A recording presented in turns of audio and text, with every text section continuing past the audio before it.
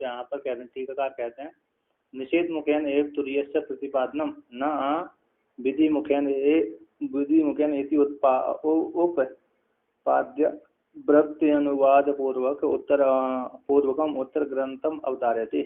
कहते निषेध मुख के द्वारा ही तुरीय आत्म तत्व का प्रतिपादन किया जाता है ना। निषेध मुख के द्वारा तुरीय का प्रतिपादन है और न विधि मुख से तुरीय निषेध मुख से उसका ज्ञान हो सकता है, विधि मुख से उसका ज्ञान नहीं हो सकता है ना।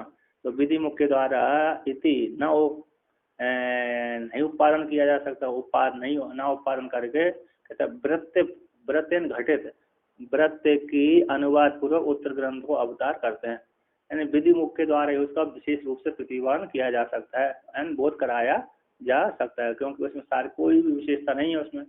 और विधि मुख के द्वारा तो और ठीक ज्ञान नहीं होता है ना। तो ऐसा पूर्व घटित घटना को अब उत्तर ग्रंथ में अवतरण करते हैं। स्वयं तो स्वयं आत्मा परमार्थ अपरमार्थ रूप से चतुर्थ पाद इति उक्तः। स्वयं आत्मा है जो आत्मा है, स्वयं आत्मा अयम आत्मा ब्रह्म, स्वयं आत्मा परमार्थ अपरमार्थ रूप वाली, परमार्थ रूप वाली और अपरमार्थ रूप वाली ये आत्मा है। परमार्थ रूप वाली तुरी हो गई, अपरमार्थ रूप वाली कैसे विश्व तेजस प्राग्ञ वाली हो गई है ना। सोपाधिक निरुपाधिक, सोपाधिक आत्मा तो हो गई कैसी हो गई विश्व तेजस प्राग्ञ, और निरुपाधिक हो गई परमार्थ वाली हो गई तुरीय आत्मा तत्व। ऐसे परमार्थ अपरमार्थ रूप जो चार पाद वाली आत्मा को पहले कहा गया, तस् उस आत्मा का तस्य अपरमार्थ रूपम अविद्याकृतम रज्जु सर्पादि समम मुक्तम पात्र लक्षणम बीजांकुर स्थानीयम। कहते हैं तस् उसी आत्मा का अपरमार्थ रूप जो है अविद्याकृत है, अपरमार्थ रूप अविद्याकृत है वह, जैसे रज्जु सर्पादि के समान उत्तम कहा गया। रस्सी रूप अधिष्ठान सत्य है, उसमें कल्पित जो सर्प है वो मिथ्या है। उसी प्रकार तुरीय आत्मा में विश्व तेजस प्राग्ञ आदि कल्पित है, मिथ्या है, और तुरीय आत्मा सत्य है। तो ऐसे पात्र रज्जु सर्प आदि के समान उक्त जो कहा गया है पात्र लक्षण, पाद त्रय लक्षण जो तीन अपारमार्थिक आत्मा का स्वरूप है वह बीजांकुर स्थानीय है। बीजांकुर स्थानीय सुसुप्ति बीज है, जागृत स्वप्न कैसे अंकुर है। तो बीजांकुर स्थानीय आत्मा को पहले वर्णन किया गया है, ठीक है, कारणकारी भाव। तो कहते टीकाकार के यहाँ पर कहते हैं बीजांकुर स्थानीय में तो हेतु मद भावेन व्यवस्थितम इत्यर्थ। बीजांकुर बीज हो गई सुसुप्ति और अंकुर हो गया जागृत और स्वप्न। तो बीजांकुर स्थानीय परस्पर हेतु भाव से व्यवस्थित है, पहले व्यवस्थितम कहा गया है, व्यवस्थित है कार्यकारण भाव से। कहते हैं अब आबीजात्मकम कार्य कारण विनिर्मुक्तम इति यावत, और जो आबीजात्मक है कार्य कारण से रहते है वो परमात्म रूप से आत्मा सत्य है ना। वो रज्जु के स्थान में है, कैसी है रस्सी रूप अधिष्ठान से अवस्थित है। तो कहते हैं तत्र उसमें हेतु सूची थी, हेतु कहाँ पर आया, हेतु परमार्थ परमार्थ रूप चतुष्पादात।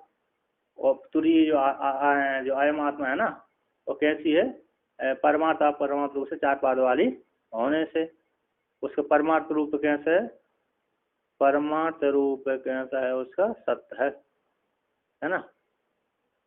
सर्पादि दो सर्प आए यहाँ पर, अच्छा सर्प पहले ना आगे आते सर्प आदि। तत्र हेतु सूचियते, हेतु ये सूचियते ना यहाँ पर, तो हेतु कहाँ सर्पादि समान, सर्पादि के समान हो, सर्पादि समम रज्जु सर्पादि के समान है ना। अब आप कहते हैं परमार्थ, तो परमार्थ कहते हैं अत इदानी, मूल में कहते हैं, मूल में क्या कहते हैं अत इदानीम आबीजात्मकम परमार्थ स्वरूपम रज्जु स्थानीयम सर्पादि स्थानीय उक्त स्थान त्रय निराकरण आह। कहते हैं इसके अनंतर, किसके अनंतर, सगुण है उपाधि वाली सोपाधिक आत्मा को बताने के अनंतर है ना। विधि मुख से सोपाधिक आत्मा को बताने के अनंतर जो इदानीं वर्तमान काल में आबीजात्मक है, कार्य कारण से विनिर्मुक्त, जो कार्य कारण से विनिर्मुक्त है, ऐसी जो तुरीय आत्म तत्व है वो परमात्म स्वरूप वाली है, रज्जु स्थानीय है। कैसी है? अधिष्ठान स्वरूप वाली है, रज्जु स्थानीय है। सर्पादि स्थानीय, कहते सर्पादि स्थानीय उक्त स्थान त्रय से वे निराकरण के द्वारा उसको कहते हैं। सर्पादि स्थानीय है ना, रज रूप स्थानीय में सर्पादि जो कल्पित हैं, उसी प्रकार तुरीय आत्मा में विश्व तेजस प्राज्ञ ऐसे कल्पित हैं उनको। तो सर्पादि स्थानीय जी विश्व तेजस प्राज्ञ है, तो उक्त स्थान त्रय के निराकरण के द्वारा उस जो आबीजात्मक परमात्मा स्वरूप है, उस रज्जु स्थानीय ऐसी उस आत्मा को बतलाने के लिए आरंभ करते हैं, कहते हैं तीनों पादों के निराकरण के द्वारा। उसमें हेतु कहते हैं, टीकाकार कहते हैं तस्य विधि मुखेन निर्देश अनुपत्ति प्राग उक्तम अभिप्रेत्य, कहते हैं उस तुरीय आत्मा का विधि मुख के द्वारा निर्देश की, विधि मुख के द्वारा उपदेश की उत्पत्ति न होने कारण प्राग उक्त को ही स्वीकार करके कहते हैं सर्पादि, है ना। कहते हैं सर्पादि स्थानीय, सर्पादि स्थानीय जो विश्व तेजस प्राग है, उनके निराकरण के द्वारा तुरीय आत्मा को बोध करा रहे हैं। अब यहाँ पर कहते हैं तो तुरीय आत्मा है ना, नान्त प्रज्ञम इत्यादि को लेकर के उसका क्या करते हैं? बोध कराते हैं। तो कहते हैं, क्या कहते हैं? नान्तः प्रज्ञम न बहिष्प्रज्ञम नो वहेतः प्रज्ञम न प्रज्ञान घनम न प्रज्ञम न अप्रज्ञम अदृष्टम अभिवार्यम आग्राह्यम अलक्षणम अचिन्त्यम अविपदेश्यम एकात्म प्रत्यसारम प्रपंचोपशमं शांतं शिवम अद्वैतम चतुर्थम मन्यन्ते स आत्मा स विज्ञेयः।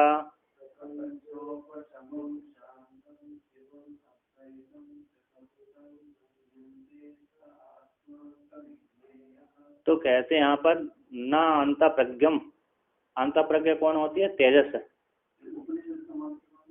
उपनिषद है। यहाँ अभी बीच में कार्य क्या चली थी, अब उपनिषद का मंत्र आ गया, 7वां मंत्र है। कहते न अंत प्रज्ञम, अंत प्रज्ञा वाला भी नहीं है आत्मा। विश्व तेज प्राग तो विश्व हटा दिया है ना। जागृत अवस्था में बहिष्ठ प्रज्ञा वाला होता है, स्वप्न अवस्था में अंत प्रज्ञा वाला होता है। तो कहते हैं ना, अरे आत्मा बहिष्ठ प्रज्ञा वाला होगा, कहते ना, है ना, बहिष्ठ प्रज्ञा वाला भी नहीं है। अंत प्रज्ञा वाला होगा तो अंत प्रज्ञा वाला भी नहीं है। ना अंत प्रज्ञम न बहिष्ठ प्रज्ञम, तो अंत प्रज्ञा वाला नहीं, बहिष्ठ प्रज्ञा वाला नहीं, तो उभयता प्रज्ञा तेजस तेज उपाधि वाला होगा आत्मा, पर ना तेज उपाधि वाला भी नहीं है। तो जागृत स्थूल शरीर वाला होगा, विश्व उपाधि वाला होगा, ना विश्व उपाधि वाला भी नहीं है। बहिष्ठ प्रज्ञा, जैसे बहिष्ठ प्रज्ञा मतलब बाहर के घटपट आदि को विषय करके जो लक्षित होता है वो होगा, कहते वो भी नहीं है।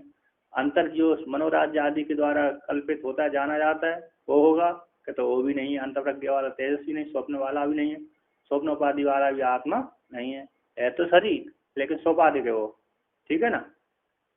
कहते हैं तो बीच का होगा, अंत प्रज्ञा वाला नहीं, बहिष्ठ प्रज्ञा वाला नहीं, तो बीच का उभय वाला होगा, है ना। तो नोवयता प्रज्ञा, उभयता वाला भी नहीं हो सकता। जब एक नहीं है तो दूसरा उभय वाला कैसे होगा? मिक्सचर तो हो ही नहीं सकता। जैसे जैन कहते हैं, जैनों के मत है आत्मा हो भी सकती, नहीं भी हो सकती, तो हो सकती, नहीं हो सकती। हाँ, अस्ति नास्ति नास्ति अस्ति, उनका ये है, अस्ति हो भी सकती, नहीं हो सकती, घट हो भी सकता, नहीं हो सकता, अतः हो। हाँ,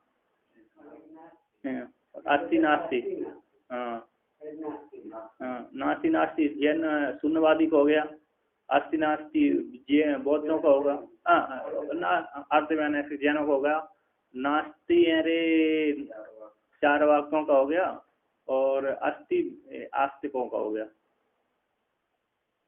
है ना। एक विज्ञानवादी है, शून्य का, दो बार जो नास्ति आया है वो शून्य का, नास्ति नास्ति शून्य का हो गया। अस्ति नास्ति अरे जो जैनों का हो गया, और नास्ति चार वाक्यों का हो गया, शरीर ही आत्मा है। अतः जैन बौद्ध मान लीजिए, बौद्ध में विज्ञान वाले है ना, है ना, बौद्ध में तो चलो चार वाक्य ही मान लीजिए, हाँ, दो नास्तिक। और अस्ति अरे वहाँ पर ये उन्होंने वर्णन किया था, वहाँ पर लिखा ही तो है, आचार दो नास्तिक, हाँ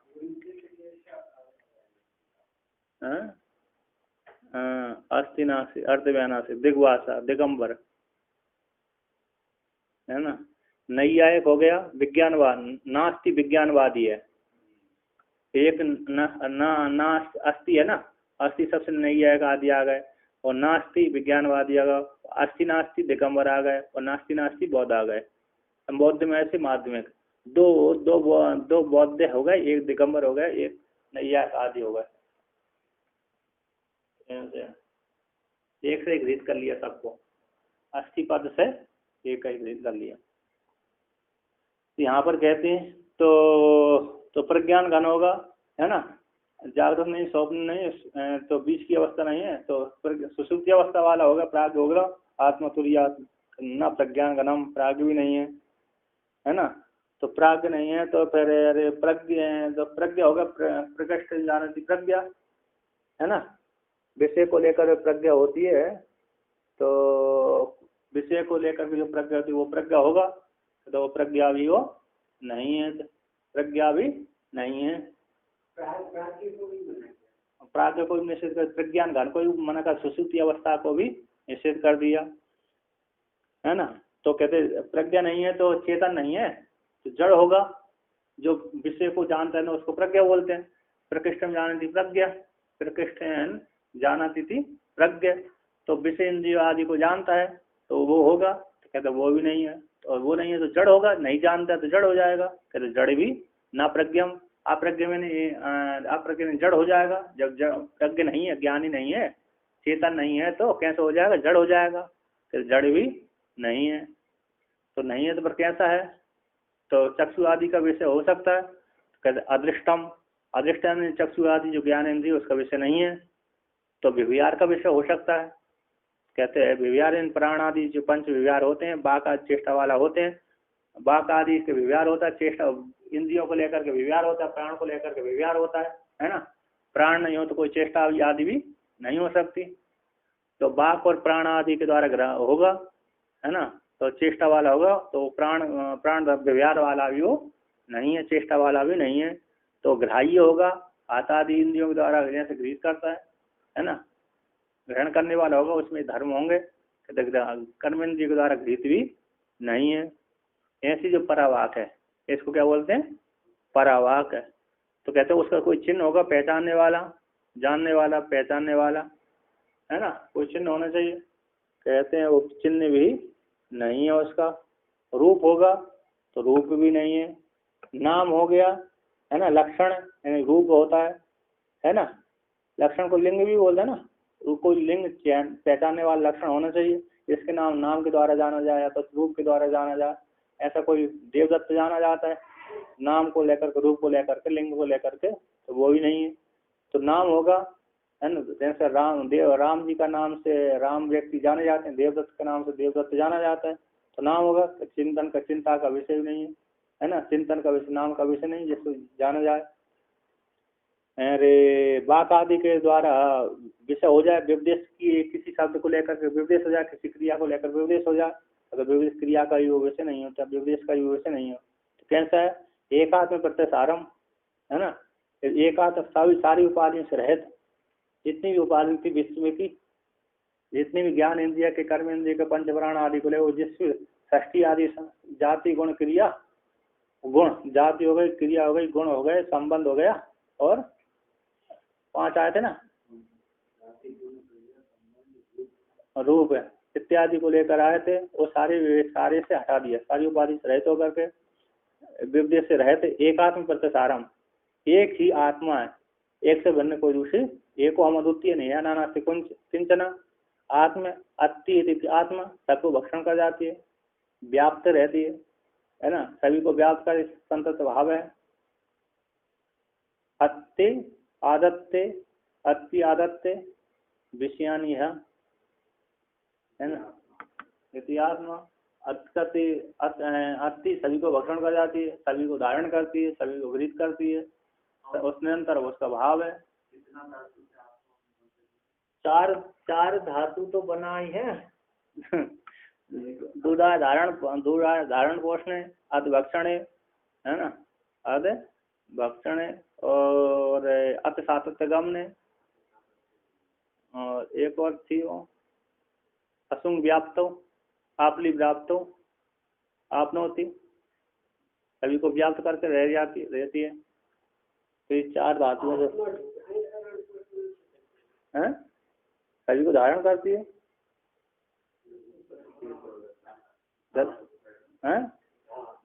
धारण करती है, इसलिए आत्मा सभी को धारण, आत्मंता धारयती थी धारण आत्मा। आंगोसर पूरक धा से मनन प्रत्यय कर दिया, आत्मा बन गया, सबसे मनन प्रत्यय होता है। धकार को तकार हो गया आत्मा, धकार को मकार तकार हो गया, आत्मा बन गया। और का सबसे मनन प्रत्यय होता है आत्मा, लोग और का टीवा का लोग। तो कहते हैं यहाँ पर एक आत्म प्रत्यसारम श्री गतऊ है ना, एक प्रत्यय प्रत्युसर आएगा इण गतऊ एक आत्म स्वरूप वाली प्रत्यय प्रत्यय उपसर्ग पूर्वक आएगा तो धातु है, कौन सी इण धातु है, कौन सी धातु है, इण गतऊ है, ज्ञान स्वरूप में प्रत्यय हो गया। अंशु से तो अंशु से प्रत्यय बनता है, प्रत्यय बनता है उससे अंशु है, इण गतऊ से हो जाए, इण गतऊ धातु से प्रत्यय बन जाता है, और एक और क्या आएगा तो उससे भी हो जाएगा, दोनों से हो रहा है। और सारम श्री गतऊ धातु से सार बन गया है ना, सारम एकात्म प्रत्यय सारम प्रपंचोपशमम, जितने भी प्रपंच थे सारे प्रपंचों से उपशम है, शांत है, शांतम मोक्ष स्वरूप है, शांत है मोक्ष स्वरूप है, ब्रह्म स्वरूप है, शिव है कल्याण स्वरूप है, अद्वैतम है ना, ना द्वैत अद्वैतम, उसमें द्वैत प्राप्त नहीं होता। ऐसे चतुर्थम जो चौथी माया को लेकर के चौथा उसका नाम दे दिया, वास्तव में उसका चौथा नहीं है। ऐसी इति मनते मनसा आत्मा, जो इस प्रकार जानते हुए आत्मा सब यज्ञ है, उसको जान लेता मोक्ष की प्राप्ति हो जाती। ऐसी तुरीय स्वरूप वाली जो आत्मा वह आत्मा है, सारे उपाधियों से रहता है। इस आत्मा को जिस प्रकार से निर्विशेष रूप से, अतः वही आत्मा है विशेष रूप से जानने के योग्य। कैसे? सा आत्मा सब यज्ञ, विज्ञता भी है ना, विशेष रूप से विज्ञ जानने के योग्य, विशेष रूप से जानने के योग्य है। अतः विगता गेह, जिसमें से विगता निर्गता, गेय पद परिच्छिन्नोपाधि निर्गता, विगता निर्गता परिच्छिन्नोपाधि, घटपट आदि उपाधि के द्वारा जैसे जाना जाता है, ऐसा जिससे निकल गई उसको विज्ञेय बोलते हैं।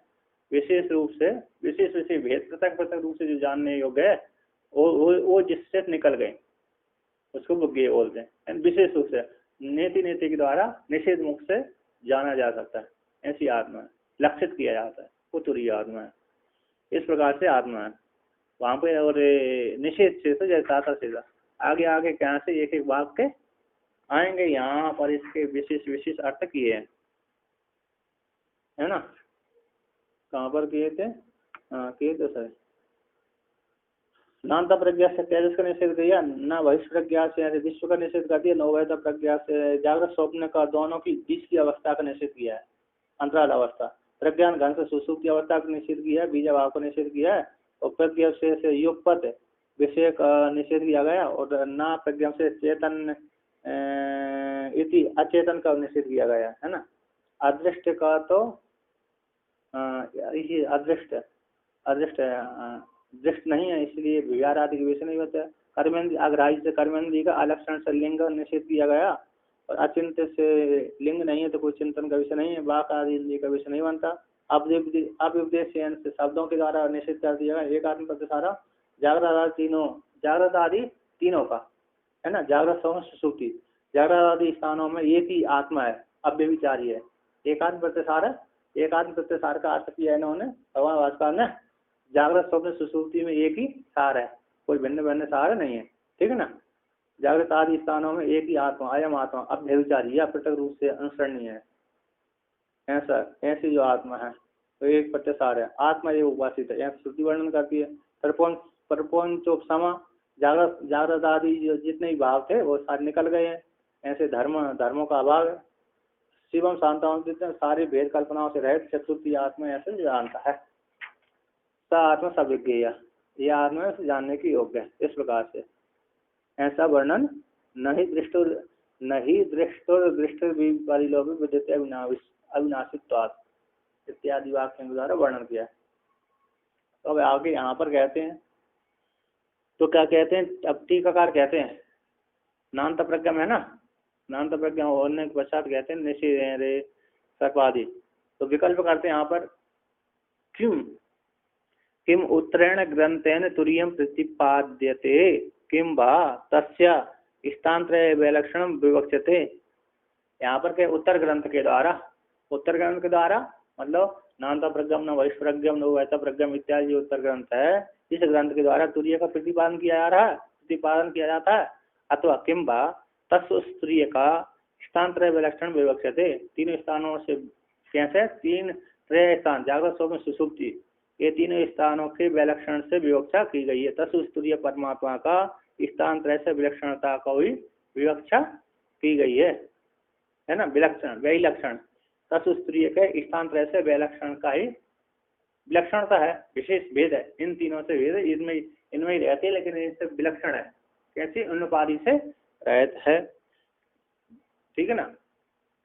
ये उत्तर ग्रंथ के द्वारा तुरीय का प्रतिपादन, जैसे पूर्व के ग्रंथों में जागृत स्वप्न सुषुप्ति का तीनों का व्याख्यान किया था, उसी प्रकार से यहाँ पर भी उत्तर ग्रंथ के द्वारा नान्त प्रज्ञा इसके द्वारा तो उसी का प्रतिपादन कर रहे हैं, विधि मुख से प्रतिपादन कर रहे हैं, करेंगे वो नहीं, चौथी आत्मा को तो तुरीय आत्मा को बोध करा रहे हैं। जैसे जागृत स्वप्न सुषुप्ति के पीछे का ग्रंथ ने वर्णन कर दिया विधि मुख से, उसी प्रकार के उत्तर ग्रंथ के द्वारा तुरीय आत्मा का प्रतिपादन किया जा रहा, अथवा तुरीय आत्मा का स्थान तरह से विलक्षण का विवक्षा कर रहे हैं। तो कहते हैं उसमें पहला कहते हैं विकल्प, दो विकल्प कर दिए, अब दो विकल्प में यहाँ पर कहते हैं है ना, एक कहते हैं क्या कहते हैं, प्रथमे प्रतिपादकस्य विधान अव्यतिरेकाद अन्य निषेध अनर्थक्यम। कहते हैं प्रथम में तो कि उत्तर ग्रंथ के द्वारा तुरीय का प्रतिपादन किया जाता है, तो प्रथम जो प्रतिपादक शास्त्र है, पहला जो विकल्प में प्रतिपादन करने वाला शास्त्र का कौन सा साधन का, नान्त प्रज्ञम नहीं वैश्व प्रज्ञम नवैता प्रज्ञम इत्यादि शास्त्र का विधान अव्यतिरेक, विधान का अर्थ विधि, विधि से भिन्न न होने। अब शास्त्र प्रतिपादन कर रहे हैं तो विधि लगाएगा, स्वर्गम एजेता है, स्वर्गम एजा स्वर्ग की क्या करें, एजन करें, तो वहां पर विधि है, तो प्रतिपादक शास्त्र तो विधान कर रहा है, प्रतिपादन कर रहा है, प्रतिपाद्य थे जाना जा रहा है, इस प्रकार से तुम जानो, विधि कर रहा है, क्या कर रहा है, विधि कर रहा है, इस प्रकार से तुम जानो, उत्तर ग्रंथ के द्वारा तुरीय को तुम जानो, नान्त प्रज्ञम न हो प्रज्ञम इत्यादि उत्तर ग्रंथ है, इत्यादि आगे श्रुतियां हैं, सातवां मंत्र है, उसको विधि के द्वारा तुम जानो। यहाँ पर कहते हैं तो प्रतिपादक शास्त्र का विधि से अव्यतिरिक्त होने से, विधि मतलब एक नंबर टिप्पणी दिया है, तब विधान अव्यतिरिक्त अर्थ है विधि अभिन्नत्वात्, विधि से भिन्न न होने से, और कहते हैं प्रतिपादकम ही शास्त्रम विधि रूपम एवं भवती इतिहास है, प्रतिपादन करने वाला जो शास्त्र है ना विधि रूप ही होता है, ऐसा आशयकार का ग्रंथकार कहते हैं। तो प्रतिपादन करने वाला शास्त्र कैसा विधि रूप ही होता है, इस प्रकार से तुम जानो, आज्ञा दे रहा है, प्रतिपादन कर रहा है ना, घटपट का बोध करा, इस प्रकार से तुम जानो। तो यहाँ पर ये विधि तो विधान से व्यतिरिक्त न हो, विधि से भिन्न न होने से, शास्त्र का विधान से व्यतिरिक्त न होने से, फिर अन्य निषेध जब ये से है विधि कर दिया, तो जो निषेध जो वाक है नान्त प्रज्ञम वैश्व प्रज्ञम वैसा प्रज्ञम इत्यादि कैसे हो जाएंगे, अनर्थक हो जाएंगे। तो पहला निषेध, पहला विकल्प नहीं बना, तो निषेध वाक्य कैसे हो जाएंगे, अनर्थक हो जाएंगे। द्वितीय ऐसे मान लिया, उसी तुरीय आत्मा का कैसे स्थानांतर से विलक्षण की व्यवस्था की जा रही है। द्वितीय द्वितीय में भी, द्वितीय में क्या है, द्वितीय शास्त्र में, द्वितीय में भी शास्त्र तद अनर्थक के महापद्यता, वो शास्त्र उस शास्त्र की अनर्थकता की आपत्ति प्राप्त हो रही है।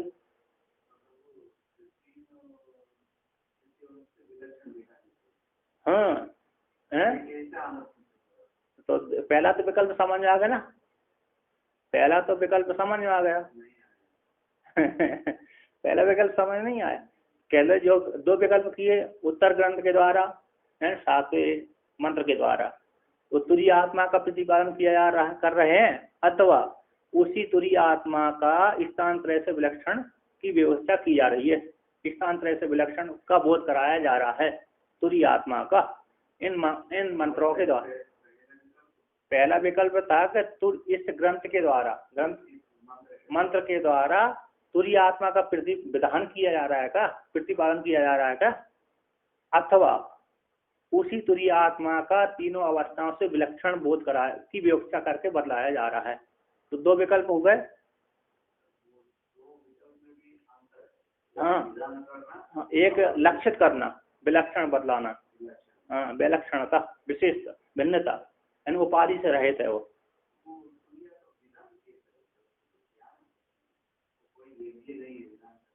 हाँ, तो यहाँ पर जो ग्रंथ आया है, मंत्र आया है, उस पूर्व पक्षी ने विकल्प किया है ना, कि जो आप बोध करा रहे हो तुरीय आत्मा का, क्या विधि रूप परक रूप से बोध करा रहे हो अथवा लक्षित करा रहे हो? लक्षित करा, इन तीनों उपाधियों से रहित होकर के लक्षित कर रहे हो उसको, तीनों उपाधि से रहित उसका विवक्षा की रहे, लक्षित करा रहे हो क्या? उसी परमात्मा को, तुरीय आत्मा को स्थानांतर से विलक्षण, है ना, विलक्षण रूप से विशेषता, यानी तीनों उपाधि से वो रहता है, ऐसा तुरीय आत्मा इस रूप से बोध करा रहे हो क्या?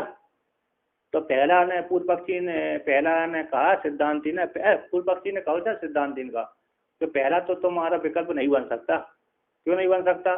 क्योंकि विधि तो जो विधान होता है, विधि जो भी शास्त्र है जिस विधि का उपदेश करता है ना, वो विधि विधान है, वो उससे भिन्न नहीं होती, विधि के साथ वो भिन्नता नहीं होता। प्रतिपादन करने वाला शास्त्र है, विधि से भिन्न नहीं होता, अतः विधान करता है, इस प्रकार से तुम नियोजित करता है। क्या करता है? नियोजित करता, लगाता है, प्रेरणा देता है। तो कहते हैं विधि से के यहाँ पे प्रतिपादन करने वाले शास्त्र का विधान से व्यतिरिक्त न होने से, विधि से अभिन्न होने से। अब वहां पर आपने तो तुरीय आत्मा कैसे बतला रहे हैं? निषेध मुक्ति से द्वारा बतला रहे हैं। तो यदि आप विधि के द्वारा इस प्रकार से तुम जानो, तो फिर आगे के जब इस प्रकार से तुम जानो, विधि के द्वारा जानो, जैसे स्वर्ग करो इस प्रकार से, ददना एजेता, है ना, ददना यजेता और सौम्य यजेता, सोम के द्वारा यजन करो, दधि के द्वारा यजन करो, इस प्रकार से विधि कर शास्त्र ने बता दी, इस प्रकार से बोध करा दिया। अब यहाँ से यज्ञ करेगा व्यक्ति, दधि के द्वारा यज्ञ करेगा, स्वर्ग प्राप्ति हो जाएगी, है ना। अब यहाँ पर भी इस प्रकार से जानो, तो जानो तो फिर अनर्थ जो निषेध वाक्य है, न अंतर प्रज्ञम न वैश्व प्रज्ञम नो वैता प्रज्ञम, ये तो अनर्थक ही हो जाएंगे। निषेध वाक्य हो जाएंगे, अनर्थक हो जाएंगे। इसलिए यदि पहला विधान के द्वारा परमात्मा का बोध कराएंगे, तो शास्त्र के द्वारा उस परमात्मा का बोध कराएंगे, तो निषेध वाक्य कैसे हो जाएंगे? अनर्थक हो जाएंगे। एक पहला दोष एक खंडन कर दिया। अब कहते नहीं, एक में दोष आ रहा, दूसरे को कर देते हैं कि तीनों और तुरीय आत्मा का स्थानांतर से विलक्षण है, तो विलक्षण रूप से व्यवस्था की जा रही है। कहते उसी में दोष, कहते द्वितीय भी आपका शास्त्र अनर्थक हो रहा है ना, ऐसे हो रहा है। कहते द्वितीय में भी, द्वितीय विकल्प में भी आपका जो शास्त्र है वो अनर्थक की प्राप्ति हो रही है। क्यों हो रही है? उसको कहते हैं, अरे वो तो तुरीय, वो तो अरे इसलिए प्राप्त हो रहा है कि वो शब्द का विषय नहीं है।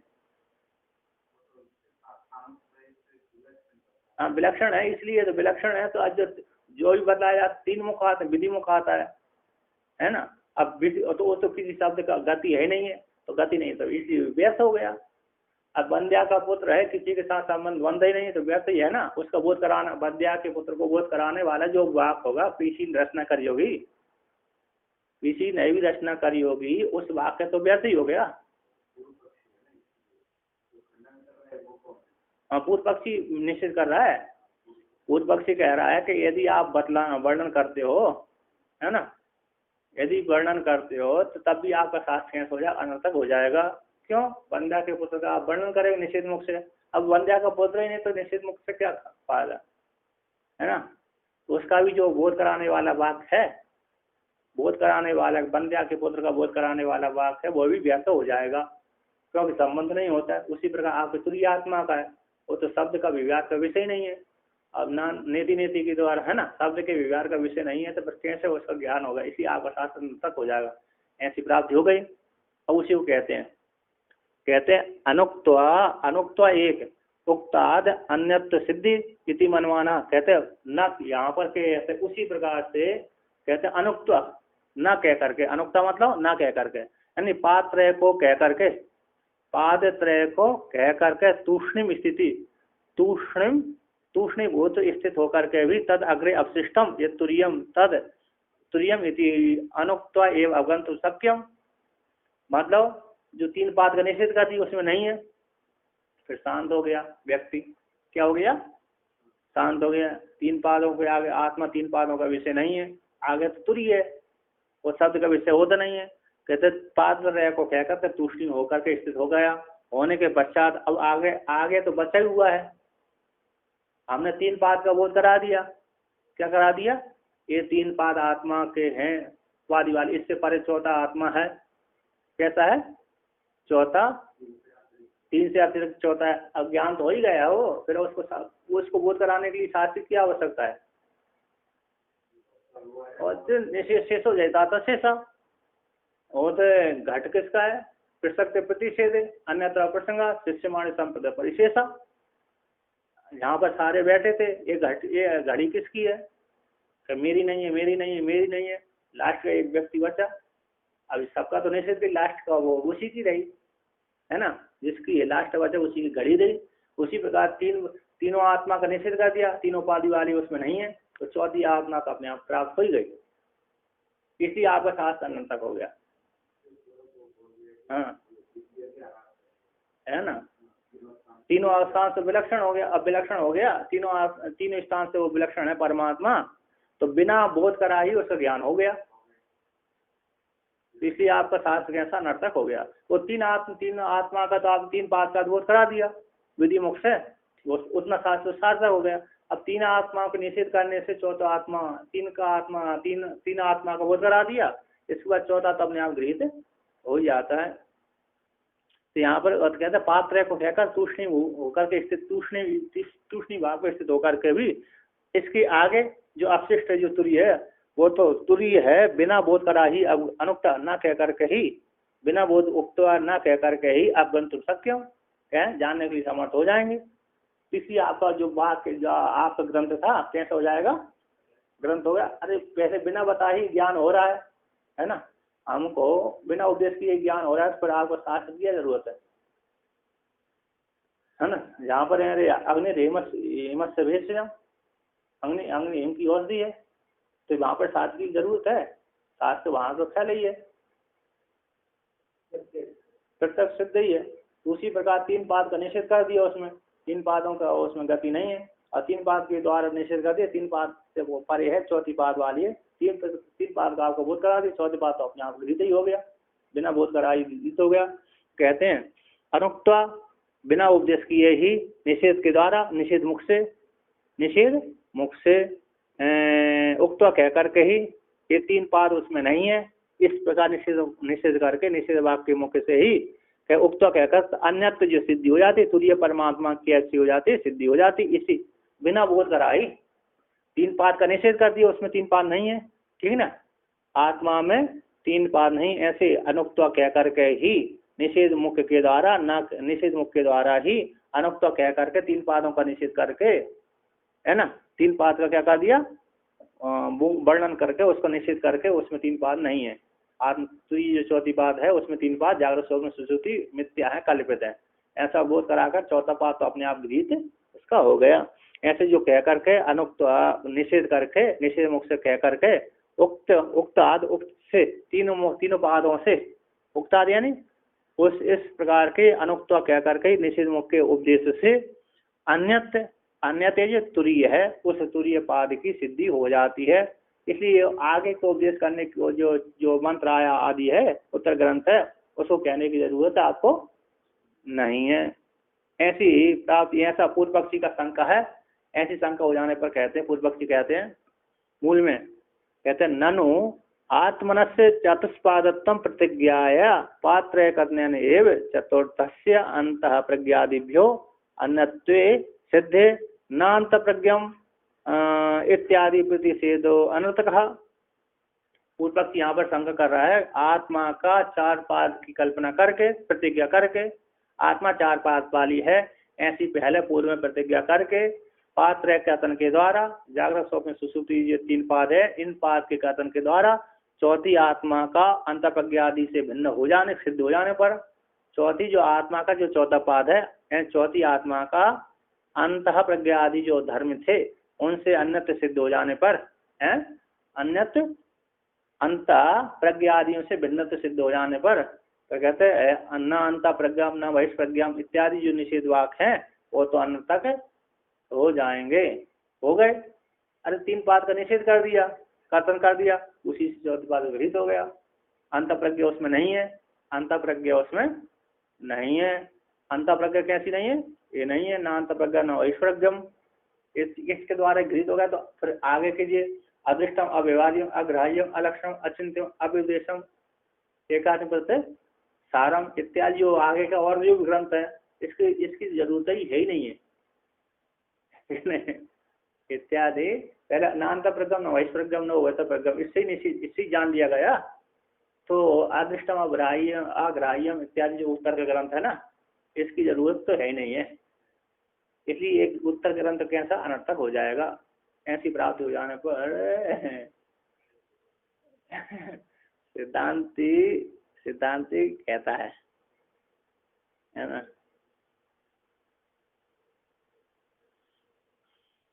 कह रहे हैं कि वो ज्यादा है।